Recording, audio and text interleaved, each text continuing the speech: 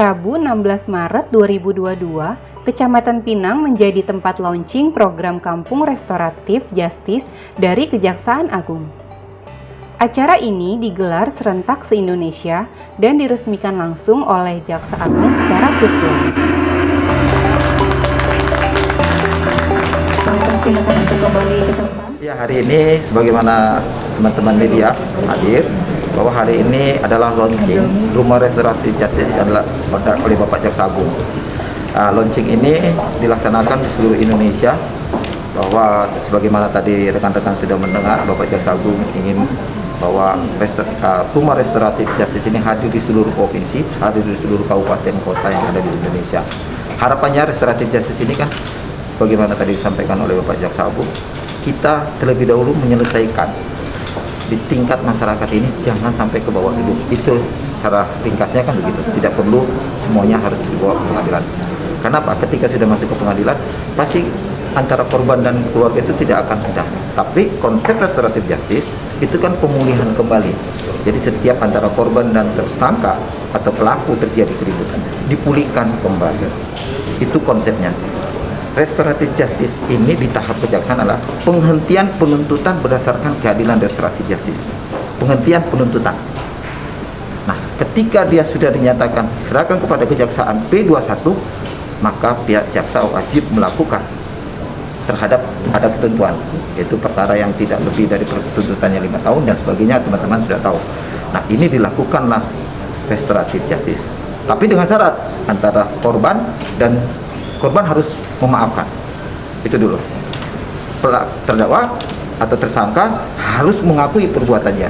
Nah, baru nanti juga sama-sama dengan tokoh masyarakat, tokoh agama yang ada di kabupaten atau di kampung atau di desa itu untuk melakukan perdamaian. Yang artinya di Banten ini sendiri rumah RJ ada berapa, Pak? Di mana? Di Banten ini sendiri. Untuk sementara karena ini masih launching, yang Kajari dari 7 kejaksaan negeri, 5 kejaksaan negeri didukung oleh para kepala daerah masing-masing. Tinggal 2 lagi karena ada 2 Kajari yang sedang penyidikan, tapi dalam waktu dekat akan menyusul. Nah, diharapkan seperti Tangerang ini, tadi Pak Wali Kota sudah menyampaikan, tidak hanya satu kecamatan ini, akan di setiap kecamatan, 13 kecamatan, akan ada rumah restoratif justice.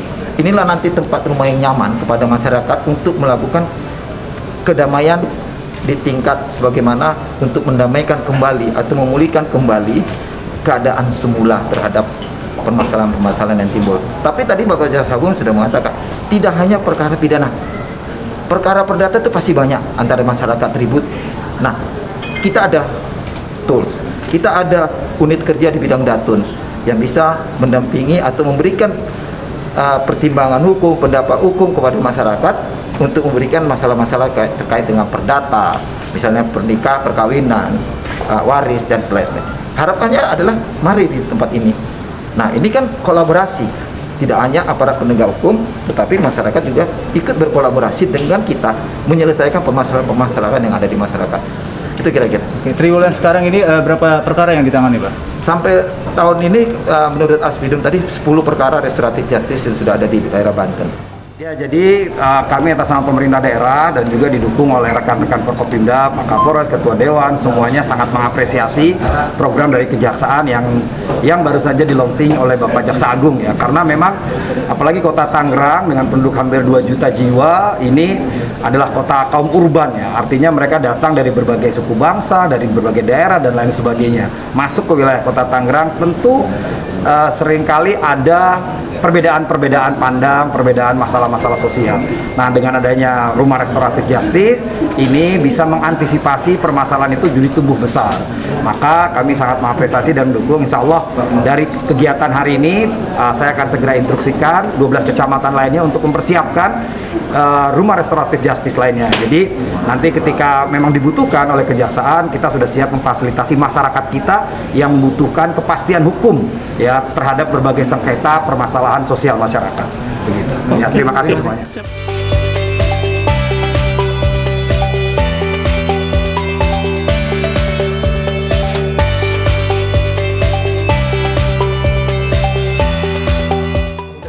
Ya, hari ini resmi kita buka ruang restoratif justice Balai Adiaksa Kejaksaan Negeri Kota Tangerang.